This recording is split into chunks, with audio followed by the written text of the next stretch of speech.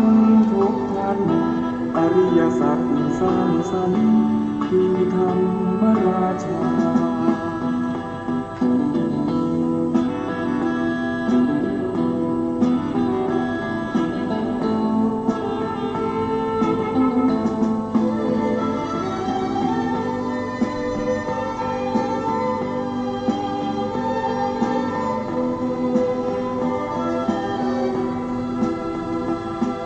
เจริญปัญญาในมรรคองค์แปดเป็นหลักงามงามเลิศล้ำรู้เนื้อรู้ตัวไม่ตกต่ำฝึกจิตฝึกใจให้ดื่มด่ำรู้รูปรู้นามแยกธาตุแยกขันธ์มองเห็นในไตรลักษณ์ว่าไม่เที่ยงสภาพแปรผันให้คงเดิมเป็นไม่ได้แท้นั้นวิปัสสนาเถิดพุทธชนทุกท่าน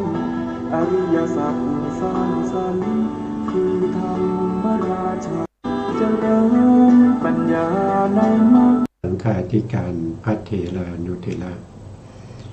สวัสดีท่านผู้ฟังและผู้ชมทุกท่านกลับมาพบกับรายการพระไตรปิฎกลอยฟ้าครั้งนี้เป็นครั้งที่46ในเรื่องของเวทนานุปัสสนาเวทนาเป็นเจตสิกอยู่ในประเภทที่เป็นสัพพะจิตตสาธารณเจตสิกเป็นเวทนาที่เกิดร่วมกับจิตทุกดวงจิตของเราเกิดขึ้นต้องมีเวทนาจะขาดเวทนาไม่ได้เวทนาเป็นสภาพที่เสวยอารมณ์ถ้าอารมณ์ที่ดีเวทนานั้นก็จะเป็นสุขเวทนาถ้าอารมณ์ไม่ดีก็เป็นทุกขเวทนาถ้าอารมณ์นั้นจะดีก็ไม่ใช่ไม่ดีก็ไม่ใช่นะครับเป็นอารมณ์ธรรมดาก็จะเป็นอุเบกขาเวทนาอันนี้เป็นสภาพธรรมที่มีจริงเป็นปรมัตถธรรมธรรมที่ไม่มีการผิดแปลผันแปรไปเป็นอย่างอื่นเวทนาเกิดขึ้นต้องรู้อารมณ์อยู่เสมอเขาเรียกว่าเป็นการรู้แบบสวยอารมณ์สวยอารมณ์จะเป็นสุขเป็นทุกข์หรือว่าเป็นอุเบกขาหรือว่าจะเรียกว่าเวทนาทางใจที่เป็นสมนัตเวทนาหรือเป็นโทมนัสเวทนาก็แล้วแต่ที่ผู้ที่กำลังกำหนดรอบรู้ในเรื่องของเวทนาได้พบประสบเจอในขณะที่กำลังกำหนดรอบรู้เวทนาอยู่ในการไม่ว่าจะเป็นการกำหนดอิริยาบถนะครับทั้ง4หรือว่า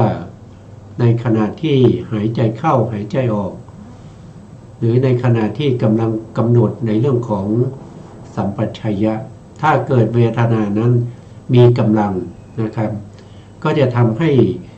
ห้จิตของเราที่กำลังกำหนดในเรื่องของกายทั้งหลายนั้นหายไปตัวเวทนาจะปรากฏขึ้นมาแทนนั่นเราก็ต้องกำหนดรอบรู้เวทนานั้นรู้ยังไงพระองค์ได้ตรัสว่าการกำหนดรอบรู้ในเรื่องของสติปัฏฐานจะต้อง1คือจะต้องรู้ชัดยังไงก็คือรู้ชัดว่าเวทนามีลักษณะที่จตุกายอย่างไรมีลักษณะอย่างไรมีกิจอย่างไรนะครับมีอาการปรากฏอย่างไรหรือว่ามีเหตุใกล้ให้เกิดอย่างไรแล้วก็จะต้องรู้ไปจนถึงเรื่องของอำนาจปัจจัยตอนแรกก็จะต้องรู้ในลักษณะที่เขามีสภาพยังไงเราก็ต้องรู้อย่างนั้นอันนี้คือรู้ตามความเป็นจริง หรือที่เราเรียกกันโดยทั่วไปในวิปัสสนาจารย์ทั้งหลายนะครับหรือว่าผู้ที่มีความรู้ความเข้าใจเขาก็จะเรียกว่าเป็นยถาภูตญาณทัศนะก็คือรู้เห็นตามความเป็นจริงที่เขาเป็นไม่มีการไปเสริมแต่งเติมให้เขาเป็นไปตามที่เราต้องการอันนี้เรียกเป็นขั้นแรกที่เราจะต้องรู้ชัดแล้วจะต้องรู้ยังไงก็ต้องรู้เหตุเกิดของเวทนาเวทนาจะเกิดขึ้นได้ต้องมีเหตุ5ประการนั้นก็คือ1คืออวิชชา2คือเขาเรียกว่าอาวิชชาเกิดเวทนาเกิดตัณหาเกิดเวทนาเกิดกรรมเกิดเวทนาเกิดผัสสะเกิดเวทนาเกิดแล้วก็นิพพติของเวทนาต้องรู้ชัดในเรื่องของความดับเวทนาจะดับก็เพราะว่าเหตุ5ประการนี้แหละที่จะทำให้เวทนาดับคืออะไรนะครับก็คืออวิชชาดับเวทนาก็ดับตัณหาดับเวทนาก็ดับกรรมดับเวทนาก็ดับผัสสะดับเวทนาก็ดับแล้วก็วิปริณามะของเวทนาที่มีการเปลี่ยนแปลงไปอันนี้คือเรารู้1คือรู้ชัด2คือรู้เหตุเกิด2รู้3นะ3รู้ความดับและต่อไปจะรู้อะไรต่อไปท่านบอกว่าจะต้องรู้คุณของเวทนาอะไรเป็นคุณของเวทนาเวทนาเมื่อเกิดขึ้นนะครับมีสุขมีสมนัตอันนี้คือคุณของเวทนาแล้วก็ต้องรู้โทษของเวทนานะครับโทษของเวทนาคืออะไรโทษของเวทนาก็คือเวทนาไม่เที่ยงเวทนาไม่เที่ยงเวทนาจึงเป็นทุกข์เมื่อเวทนานั้นมันไม่เที่ยงเป็นทุกข์มันจึงเป็นอนัตตาทำไมเวทนาจึงเป็นทุกข์ก็เพราะว่าเวทนามีความมีชาติชรามรณะเป็นธรรมดาแล้วอะไรเป็นเหตุไกลให้เกิดเวทนาท่านก็บอกว่าก็คือได้แก่ตัณหาที่มีมาในภพก่อนที่เป็นมูลเหตุแห่งการเกิดขึ้นของเวทนานั้นแล้วจะดับยังไงท่านบอกว่าถ้าเวทนาดับนะครับเวทนาดับแล้วก็สมุทัยของเวทนาดับอันนี้เขาเรียกว่าเป็นนิโรธนะครับถ้าทุกข์ดับเหตุให้เกิดทุกข์ดับนะครับทุกเวทนานั้นเป็นทุกข์นะครับถ้าเวทนาดับแล้วก็เหตุเกิดเหตุเวทนาดับความไม่เป็นไปของเวทนาและก็เวทนาสมุทัยเป็นอัปปวัตตะคือพระนิพพานเรียกว่าเป็นนิโรธสัจและอะไรเป็นข้อปฏิบัติให้ถึงความดับเวทนาท่านก็บอกว่าอาริยมรรคมีองค์8อาริยมรรคมีองค์8มีสัมมาทิฏฐิสัมมาสังกัปปะสัมมาวาจาสัมมากัมมันตะสัมมาอาชีวะสัมมาวายามะสัมมาสติสัมมาสมาธิเป็นปฏิปัฏฐาข้อปฏิบัติให้ถึงนิโรธคือพระนิพพานอันนี้คืออาริยมรรคอันนี้คืออะไรอาริยมรรคเป็นข้อปฏิบัติให้ดับซึ่งเวทนานั้นอันนี้เป็นวิธีการที่จะเข้าถึงมรรคถึงผลด้วยการนำเอาเวทนามาเป็นหลักในการที่จะกำหนดรอบรู้แล้วก็ให้เห็นถึงความไม่เที่ยงความเป็นทุกข์ความเป็นอนัตตาแล้วก็สามารถที่จะเข้าถึงพระนิพพานได้เหมือนกัน ท่านบอกนะท่านบอกไว้ในพระสูตรหลายๆพระสูตรนะครับที่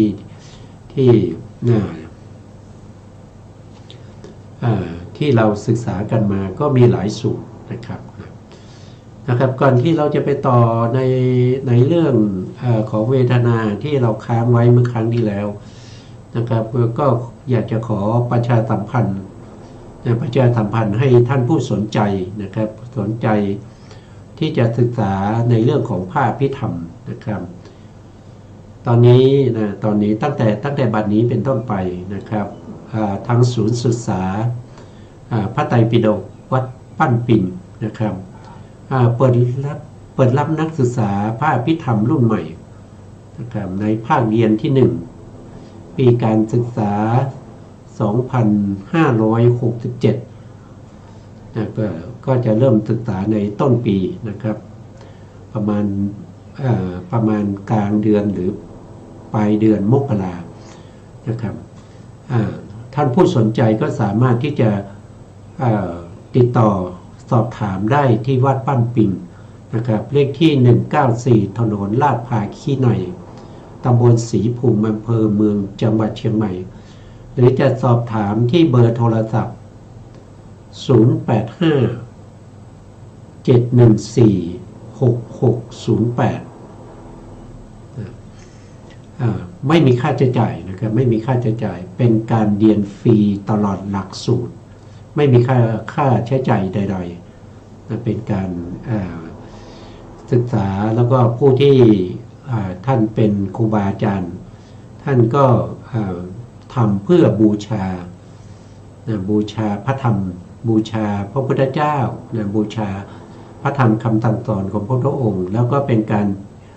จำลงไว้ซึ่งพระสัทธรรมของพระตถาคตอันนี้เป็นเรื่องที่น่าสนับสนุนนะครับหน้าที่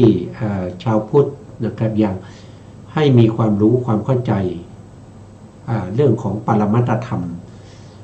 ไม่ว่าจะเป็นเรื่องของจิตเจตสิกรูปแล้วก็นิพพานก็มีอยู่ในภาคพิธรรมนี้หลักสูตรก็จะใช้เวลาเรียนอยู่มันมีอยู่9 ชั้น9 ชั้นก็ถ้าจบหลักสูตรก็จะใช้เวลาอยู่7 ปีกับ6 เดือนถ้าเราไม่ตกนะหมายความว่าถ้าไม่ซ้ำอยู่ในชั้นเดิมไม่ตกชั้นก็จะใช้เวลา7 ปีกับ6 เดือนผู้ที่สนใจจะศึกษาก็ติดต่อสอบถามได้นะครับที่หมายเลขโทรศัพท์085 714 6680นี่เป็นข่าวประชาสัมพันธ์ครั้งที่แล้วเรากลับมาสู่เนื้อหาของเรานะครั้งที่แล้วเนี่ยเราพูดถึงเรื่องของการเพ่งพินิจปฏิจจสมุปบาทจบไปแล้ววันนี้เราก็จะเข้าสู่เนื้อหาที่เราค้างไว้ก่อนที่เราจะไปศึกษาเรื่องของการเพ่งพินิจในเรื่องของปฏิจจสมุปบาทก็คืออะไรก็คือตรงที่ได้ทำเครื่องหมายไว้นะตรงนี้นะท่านบอกว่านะครับการศึกษาในเรื่องของเวทนานุปัสสนาสติปัฏฐานเนี่ยที่จะต้องรู้ชัดเนี่ยมีด้วยกันหลายอย่างหลายในนะครับแต่ในที่นี้ท่านบอกว่ายังมีอีกนะครับมียังไงนะท่านก็บอกว่าก็มีการเพ่งพินิจเวทนาที่เป็นอดีตนะเวทนาที่เป็นอดีตเวทนาที่เป็นอนาคตทั้งอดีตและอนาคตนะเวทนาที่หยาบเวทนาที่ละเอียดเวทนาที่เป็นภายในเวทนาที่เป็นภายนอกเวทนาที่ซามหรือเวทนาที่เลียวนั่นเองนะซามเวทนาที่ปานีตเวทนาไกลเวทนาใกล้นะครับประมวลเข้าเป็นกองเดียวกันนี้เรียกว่าเป็นเวทนาขันธ์เราเรียนเวทนานุปัสสนาสติปัฏฐานทำไมตรงนี้เป็นเวทนาขันธ์ไปแล้ว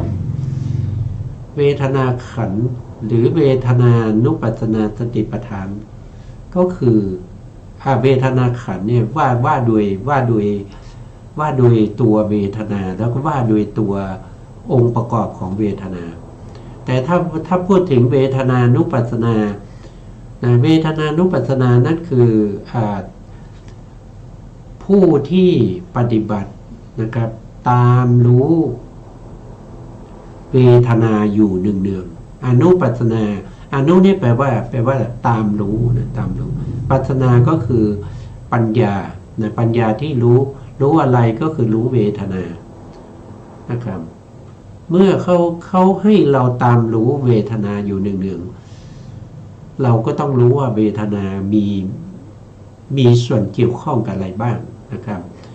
เวทนาถึงที่เราเรียนไปที่พูดถึงเรื่องของปฏิจจสมุปบาทที่เป็นไปในการที่เป็นอดีตนะอาการที่เป็นอดีตที่เราเรียกว่าเป็นอดีตอัตถาแล้วก็ปัจจุบันอัตถาแล้วก็อนาคตอัตถาที่เป็นไปได้ก็ด้วยเวทนานะครับถ้าไม่มีเวทนาธรรมเหล่านั้นก็ไม่สามารถที่จะดำรงอยู่ได้นะครับนะเพราะอะไรถ้าเวทนาดับตัณหาก็ต้องดับเนี่ยเพราะตัณหาเนี่ยเกิดขึ้นเพราะเวทนาถ้าเวทนาดับแล้วตัณหาจะอยู่ได้ตัณหาก็ต้องดับแล้วเวทนาดับนี่เพราะอะไรก็เพราะสลายตนะดับสลายตนะดับเพราะอะไรก็เพราะนามรูปดับนามรูปดับเพราะอะไรเพราะวิญญาณดับวิญญาณดับก็เพราะว่าสังขารดับแล้วสังขารดับเพราะอะไรก็เพราะว่าอวิชชาดับนะก็จะมีหัวจักรเนี่ยหรือว่าหัวขบวนของสังสารวัฏนั่นก็คืออวิชชาอวิชชานี่เป็นหัวจักรหรือเป็นหัวจักรหรือว่าเป็นหัวขบวนที่ทำให้มีการเวียนว่ายตายเกิดแต่อวิชชานี่เป็นเหตุในอดีตนะเป็นเหตุในอดีตแล้วก็มีหัวจักรอีกหัวหนึ่งที่เป็นปัจจุบันนั่นก็คือได้แก่ตัวตัณหานะตัวตัณหานี่ก็เป็นหัวจักรในขบวนการเวียนว่ายตายเกิดปฏิจจสมุปบาทเพราะฉะนั้นมีหัวจักรอยู่2หัวจักรที่เป็นอดีตนั้นเรายกให้อวิชชาหัวจักรที่เป็นปัจจุบันเรายกให้ตัณหาแต่ถามว่าตัณหากับวิชชาเนี่ยเกิดแยกกันหรือไม่นะตัณหากับวิชชาเนี่ยเขาเกิดร่วมกันนะเขาเกิดร่วมกันนะครับที่ไหนมีตัณหาที่นั่นก็ต้องมีอวิชชานะต้องมีอวิชชานะเพราะฉะนั้นคำว่าเวทนาขันธ์แล้วก็คำว่าเวทนานุปัสสนามันก็ต่างกันแค่การตามรู้เวทนากับตัวเวทนาแต่สองอย่างนี้จะแยกจากกันไม่ได้นะอย่างเช่นเวทนาขันธ์เนี่ยเป็นสิ่งที่ต้องถูกรู้ด้วยผู้ที่เป็นพโยคาวจรผู้ที่ตามรู้หนึ่งรู้อะไรก็รู้เวทนาถ้าไม่มีเวทนาแล้วจะมี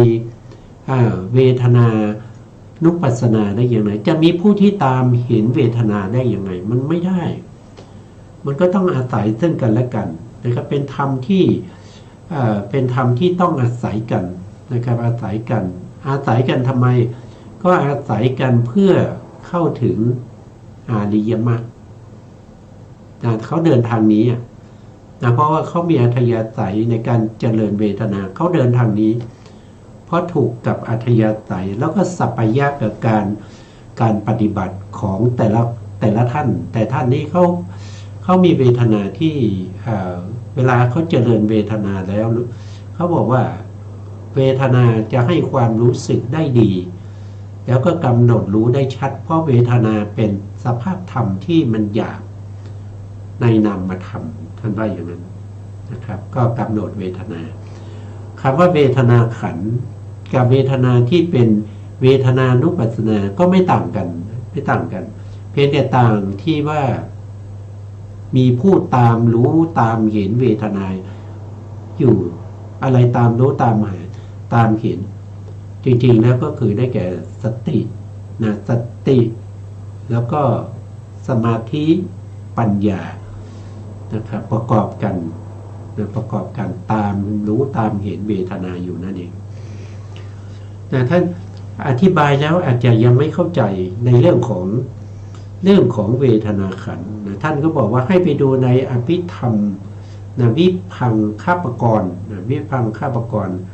คืออยู่ในอภิธรรมปิฎกนะอยู่ในอภิธรรมปิฎกชื่อว่าคัมภีร์วิพังนะชื่อว่าคัมภีร์วิพังในเล่มที่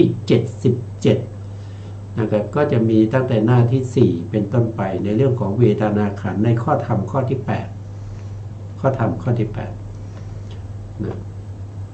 เราก็ไปดูนะครับเราก็ไปดูในอภิธรรมปิฎกนะครับเพื่อให้เกิดความเข้าใจได้ดีขึ้นนะเราก็ไปดูท่านบอกว่าเวทนาขันธ์นะเวทนาขันธ์ในข้อธรรมข้อที่8นะครับเวทนาขันธ์เป็นไฉนเวทนาอย่างใดอย่างหนึ่งชื่อว่าโทษทีเวทนาอย่างใดอย่างหนึ่งคือเวทนาที่เป็นอดีตในอดีตเราก็เคยมีเวทนามาแล้วนะครับถ้าใครไม่เชื่อว่าเราเคยเวียนว่ายตายเกิดมาก็เอาอดีตในภพนี้ก็ได้ไม่เช้าเนี่ยนะไม่เช้าที่ตื่นมาตอนเช้าเนี่ยถ้ามีความรู้สึกไหมว่าบางครั้งดีใจบางครั้งเสียใจบางครั้งก็เฉยๆหรือว่าไม่รู้ก็ถอยไปอีกนะเมื่อวานนี้เคยมีไหมดีใจมีไหมเสียใจมีไหมที่ผ่านมาแล้วนะครับก็ถอยไปเรื่อยๆนะครับ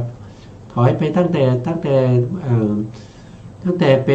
ป็นเด็กเนี่ยเป็นทารกเนี่ยมันก็ถอยไปจนถึงพบหน้าอยู่ได้ดีนะครับก็จะได้ถึงอดีตชาติเวทนาเหล่านั้นแหละที่เราเรียกว่าเป็นอดีตเป็นอดีตก็คือเกิดขึ้นแล้วดับไปแล้วมันดับไปแล้วนะแล้วก็เวทนาอนาคตเวทนาอนาคตก็คือเวทนาที่ยังไม่เกิดแต่จะเกิดเมื่อไหร่ก็เกิดในอนาคตนะอีก2 ชั่วโมงอาจจะเกิดก็ได้นะครับหรือว่าพรุ่งนี้อาจจะเกิดก็ได้นะหรือว่าถ้าว่าโดยตรงในที่นี้ท่านหมายถึงอนาคตภพก็คือภพหน้าถ้าเรายังเป็นปุถุชนเรายังเป็นพระอริยบุคคลเบื้องต่ำ3เราต้องมีภพหน้าภพหน้าก็ต้องมีเวทนานะครับเวทนาคือตั้งแต่ก่อนหน้าเราไปนะครับไปในอนาคตภพนู่นนะครับนั่นคืออนาคตนะครับเวทนาก็คือความรู้สึกดีใจเสียใจความเฉยๆที่จะเกิดขึ้นในอนาคตอันนั้นเรียกว่าเป็นอนาคตแต่ถ้าว่าโดยปฏิจจสมุปบาทท่านพูดถึงอัตถานะท่านพูดถึงอัตถาก็คืออดีตก็คือชาติที่แล้วเราเคยมีเวทนาที่ในชาติที่แล้วเรียกว่าเป็นอดีตเวทนาที่เป็นปัจจุบันนะครับก็คือภพนี้เวทนาที่เป็นอนาคตก็คือภพหน้านี่คือที่ท่านพูดถึงเวทนาเวทนาอดีตเวทนาอนาคตแล้วก็เวทนาปัจจุบันเวทนาปัจจุบันแล้วหลังจากนั้นท่านก็บอกว่าเวทนาที่เป็นภายในก็มีเวทนาภายในก็คืออะไรก็คือในตัวเราเวทนาภายนอกก็คือของผู้อื่นเวทนาหยาบเวทนาละเอียดเวทนาตามเวทนาปานีตเวทนาไกลเวทนาใกล้ประมวลเข้าเป็นกองเดียวกันนี้เรียกว่าเป็นเวทนาขันธ์ต่อไปท่านก็จะอธิบายนะครับอธิบายคือท่านมีคำอธิบายอยู่แล้วนะครับในข้อที่9นะเวทนาขันธ์เวทนาอดีตเป็นไฉนเวทนาเป็นอดีตนี่เป็นไฉนท่านบอกเวทนาใดล่วงไปแล้วดับไปแล้วปราดไปแล้วแปรไปแล้วถึงความดับไปแล้วถึงความสิ้นแล้วที่เกิดขึ้นแล้วแล้วก็ป ปราดไปแล้วที่เป็นอดีตสงเคราะห์เข้ากับ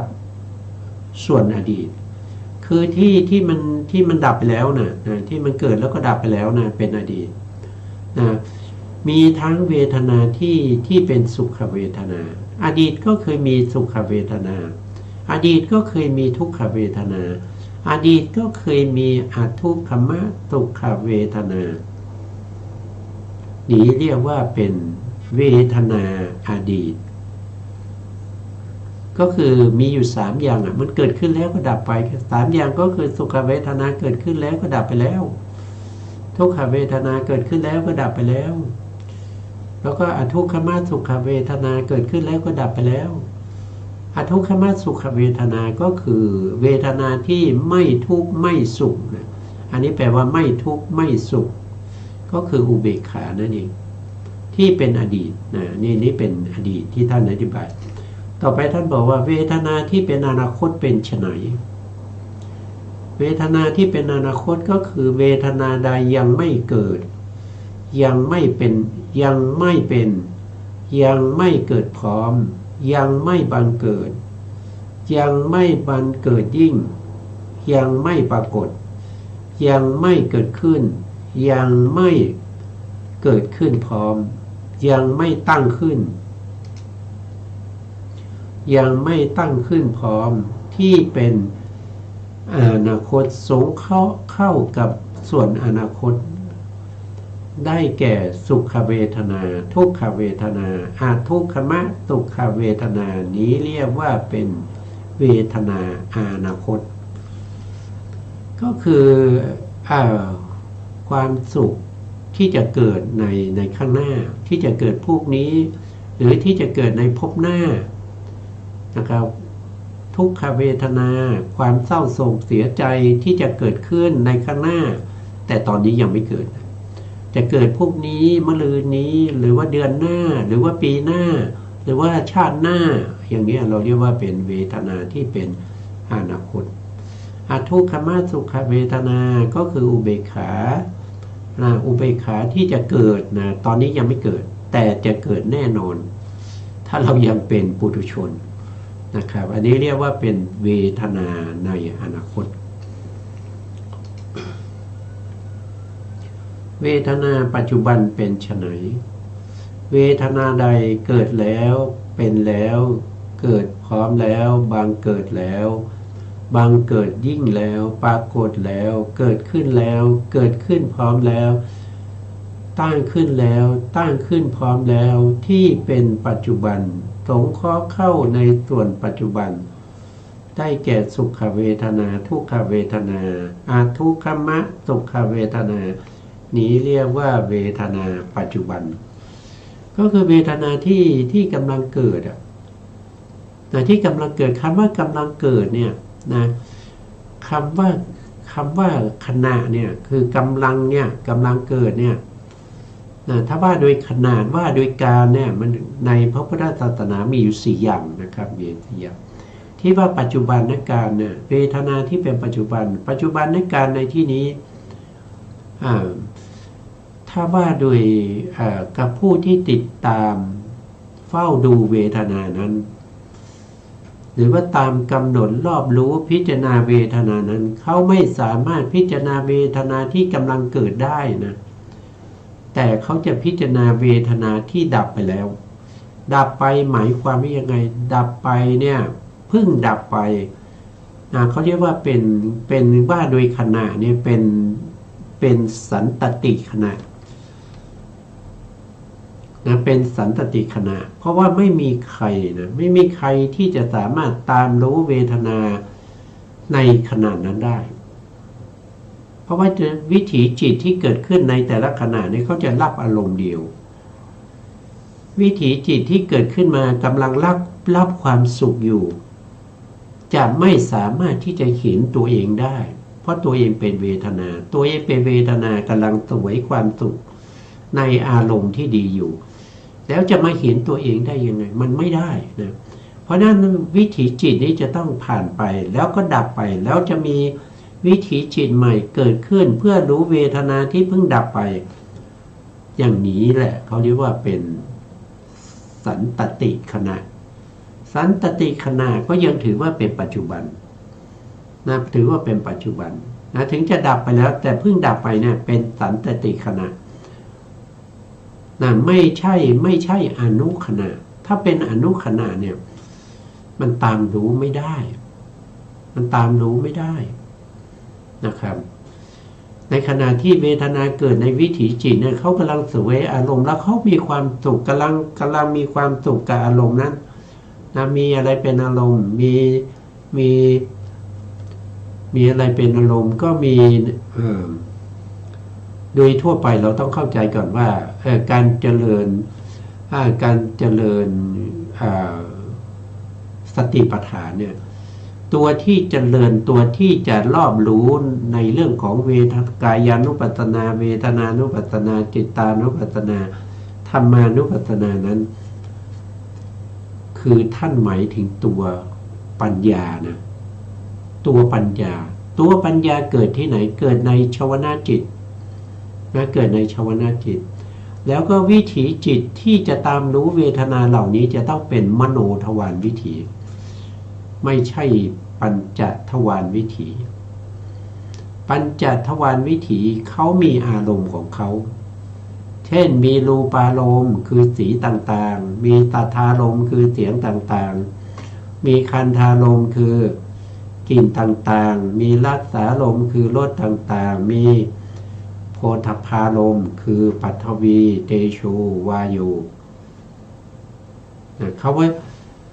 าก็รู้แค่นั้นนะถ้าปัญจทวารวิถีปัญจทวารวิถีไม่สามารถจะรู้เวทนาได้ปัญจทวารวิถีไม่สามารถที่จะรู้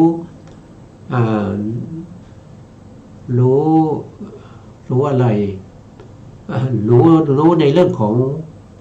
กายานุปัสสนาเช่นรู้ในลมหายใจอย่างเงี้ยลมหายใจเข้าออกอานาปานสติเนี่ยอันนี้รู้ได้ด้วยมโนทวารนะรู้ได้ด้วยมโนทวารเนี่ยอานาปานสตินะครับแล้วก็ต่อมาอิริยาบถมีการยืนเดินนั่งนอนอันนี้ก็รู้ได้ด้วยมโนทวารวิถีนะครับไม่ใช่ปัญจทวารวิถีนะครับ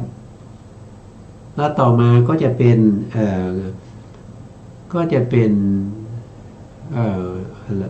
สัมปชัญญะ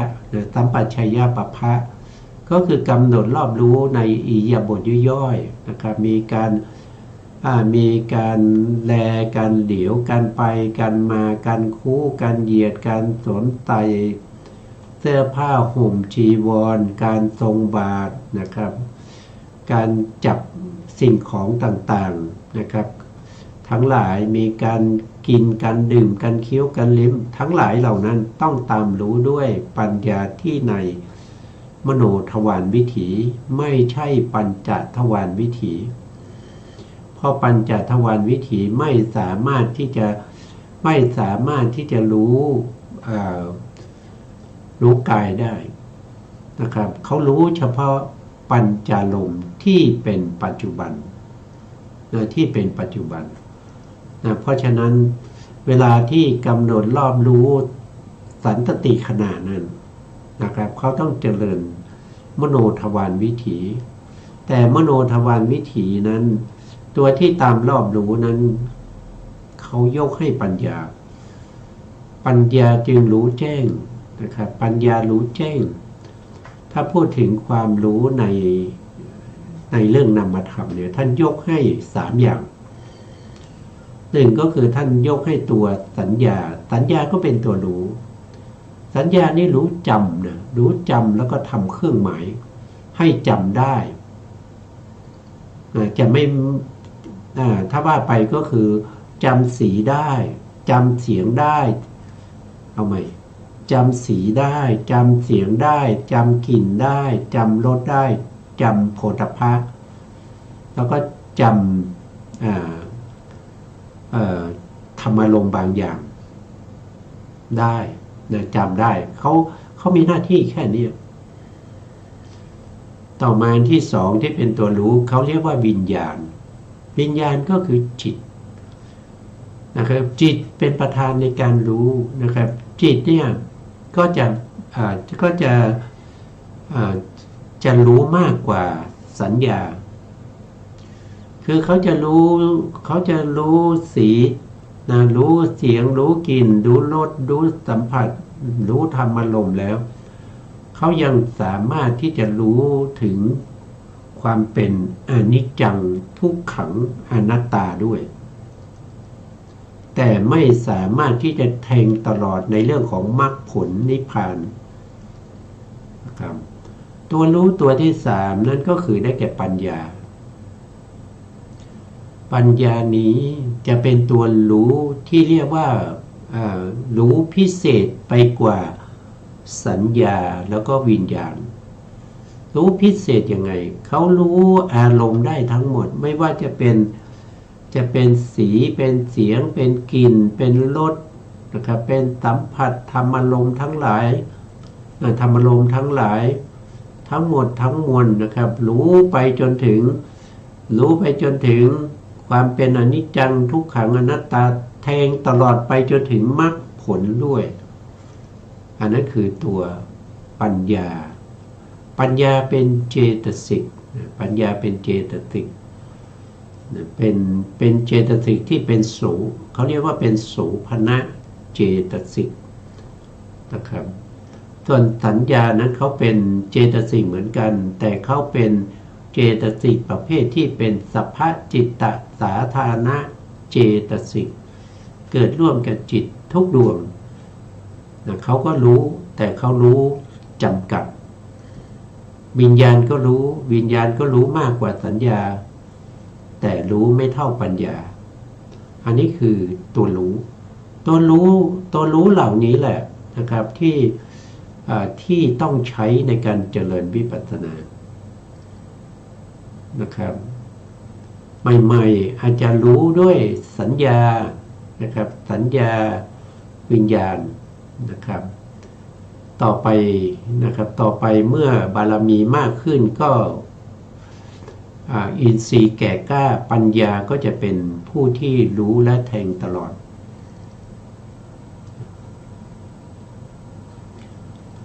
นี่ก็เป็นเวทนาที่เป็นปัจจุบันเราเข้าสู่เนื้อหาไปไกลนะครับเวทนาที่เป็นปัจจุบันเป็นไฉนนะครับเวทนาใดคือกำลังเกิดหรือว่าเกิดแล้วนี่หมายถึงว่าคือเกิดแล้วในภพนี้นะถ้าว่าโดยอัตถานะครับถ้านับโดยอัตถาเนี่ยเกิดแล้วในภพนี้เกิดแล้วเมื่อวานนี้เกิดแล้วในขณะนี้กำลังเกิดอยู่ในปัจจุบันในวันนี้นะครับเป็นแล้วเกิดพร้อมแล้วบางเกิดแล้วคือหมายถึงว่าเกิดแล้วเนี่ยเขาถ้าว่าโดยปัจจุบันขนาดคือเขาเกิดแล้วก็จริงแต่เขายังไม่ดับเขายังตั้งอยู่นะแต่ถ้าว่าโดยอัตถาคือเกิดในภพนี้ตอนไหนก็ได้นะครับเกิดแล้วดับไปแล้วแต่อยู่ในภพเดียวกันนี้นะก็ขึ้นอยู่กับอย่างนั้นนะครับ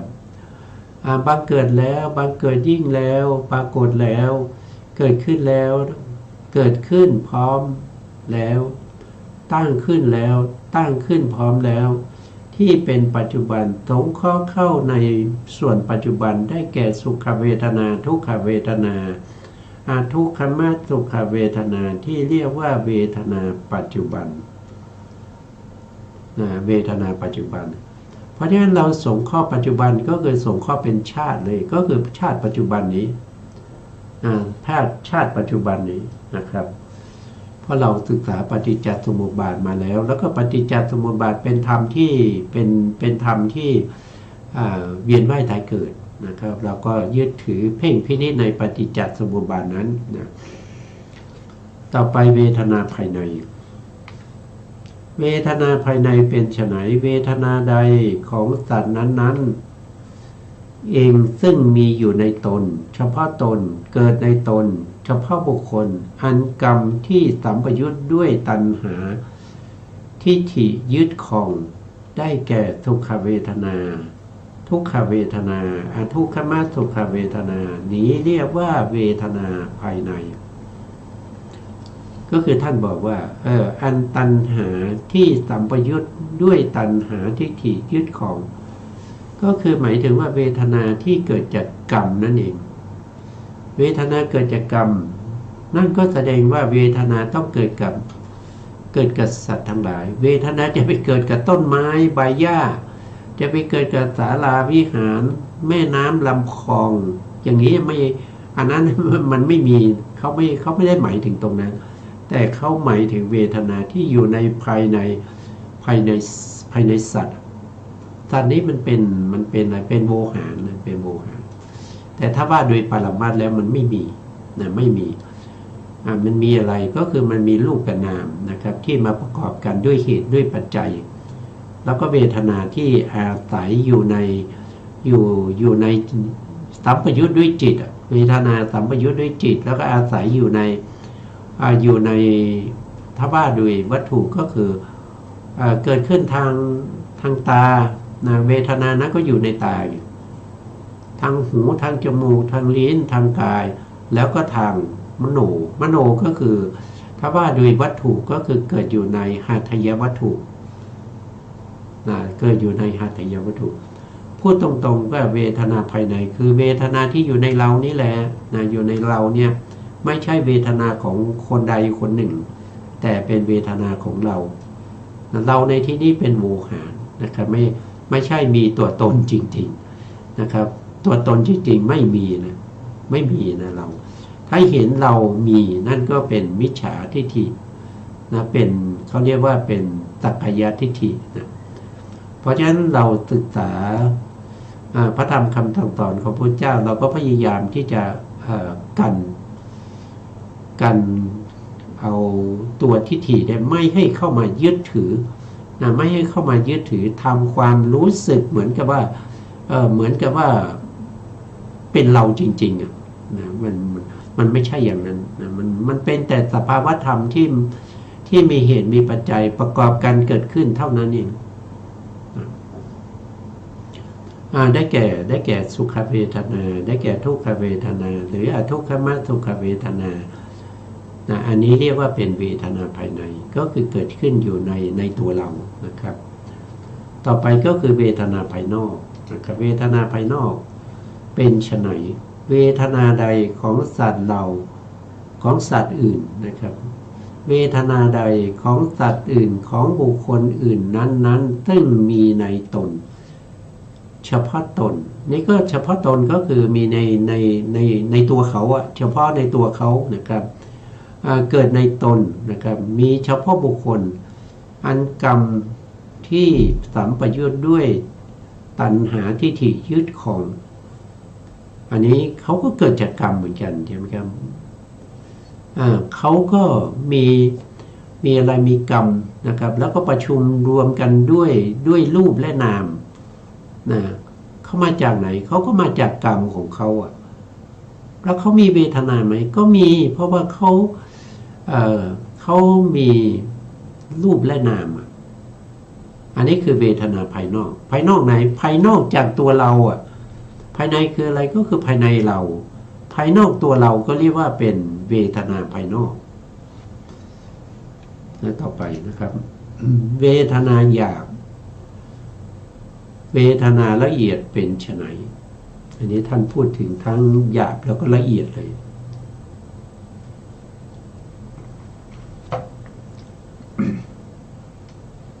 ทำไมตรงนี้มันต้องเหมือนกันนะครับเวทนาหยาบและเวทนาละเอียดเป็นไฉนอากุศลเวทนาเป็นเวทนาที่หยาบเพราะอะไรมันเป็นอกุศลนะมันอกุศลคื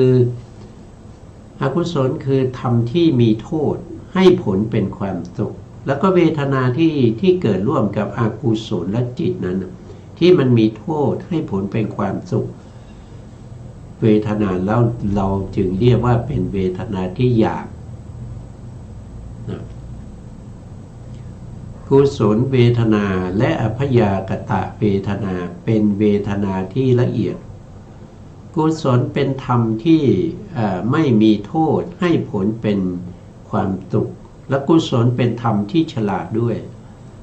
นะครับเพราะฉะนั้นเวทนาที่เกิดในกุศลจึงเป็นเวทนาที่ละเอียดเป็นเวทนาที่ใครๆก็ปรารถนาแต่จะได้ทั้งวันหรือไม่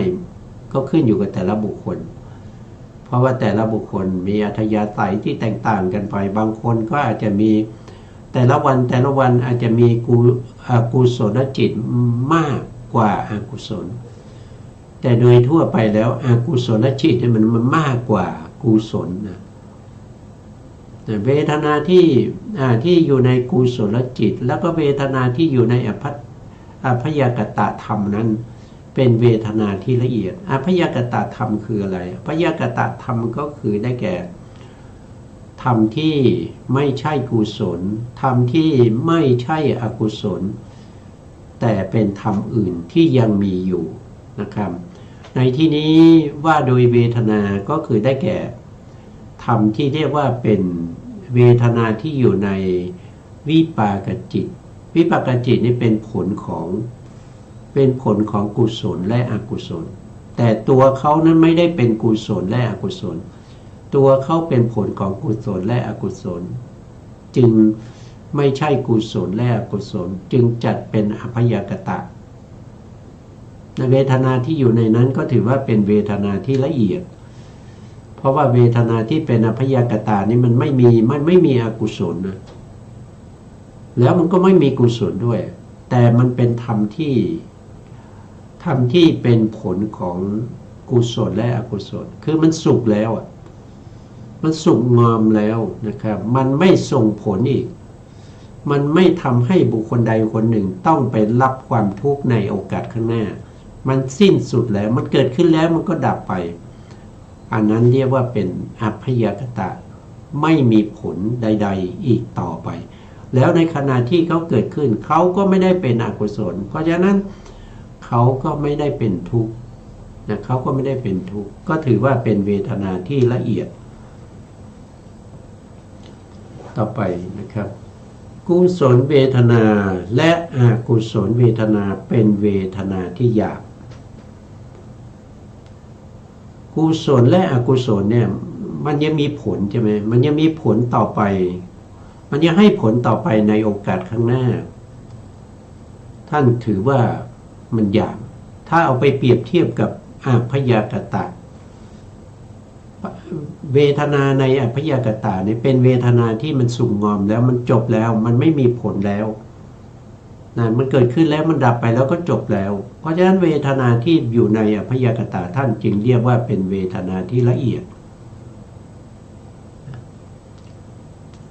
สุขเวทนาเป็นเวทนาที่หยาบโทษทีทุกขเวทนานะทุกขเวทนาเป็นเวทนาที่หยาบทุกขเวทนาและทุกขมสุขเวทนาเป็นเวทนาที่ละเอียด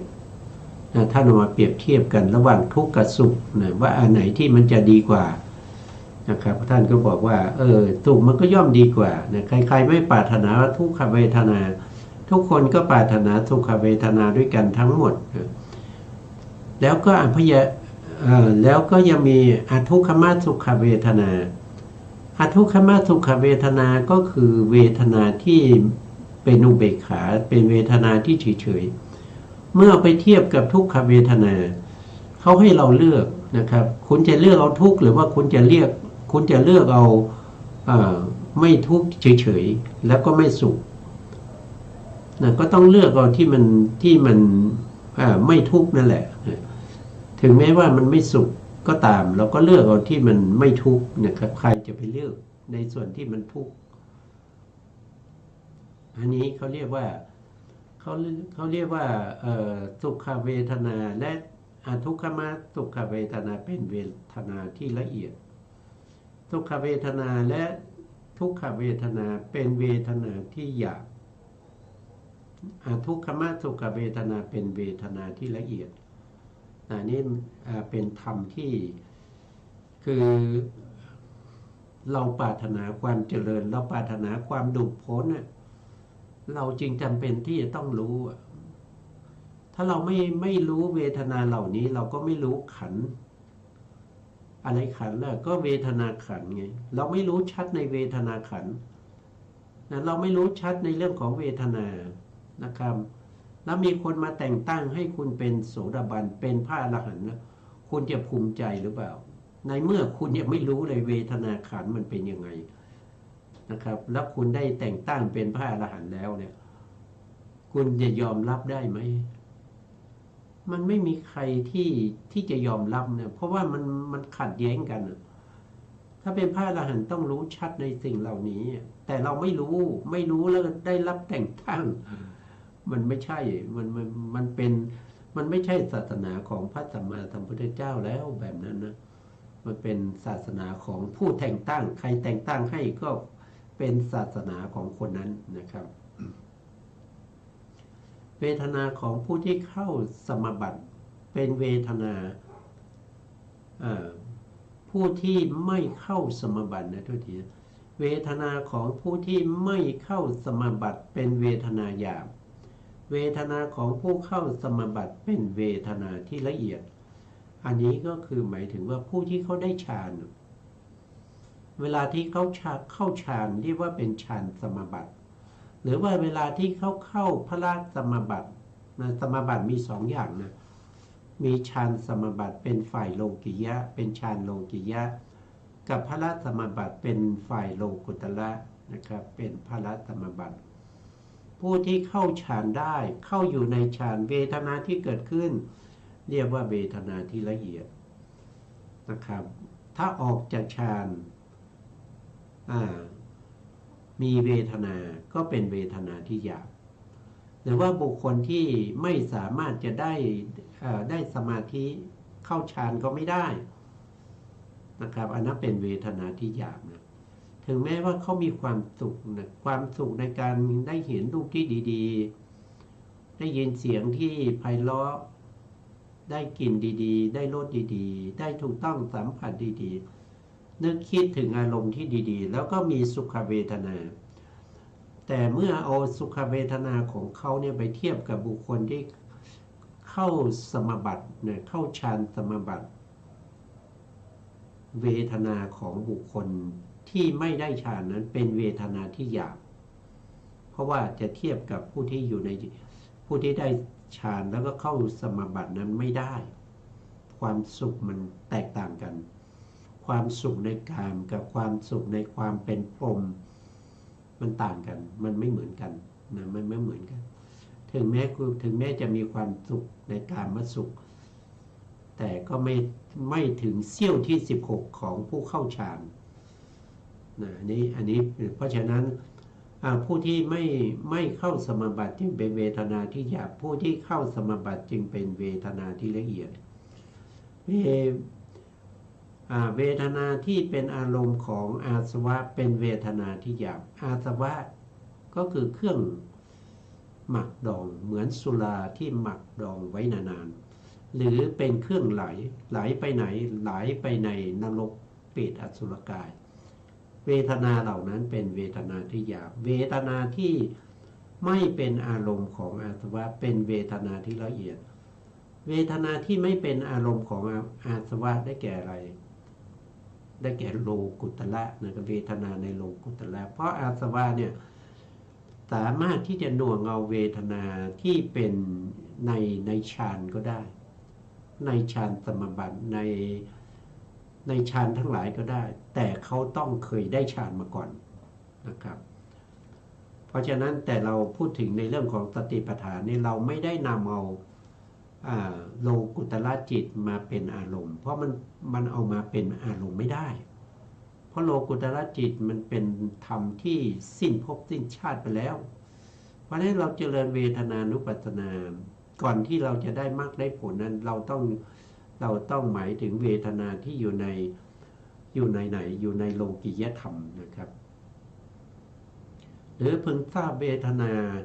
ละเอียดโดยอาศัยเทียบกับเวทนานั้นเป็นชั้นๆไปนะครับวันนี้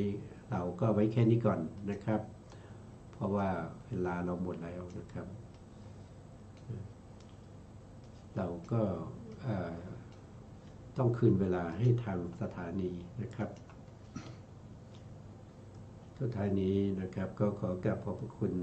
พระครูสมุทรวิศวัตรวรกิจโจผู้อำนวยการสถานีวิทยุเพื่อการศึกษาพระพุทธศาสนาและวัฒนธรรม FM 104.5 เมกะเฮิรตซ์วัดฝายหินจังหวัดเชียงใหม่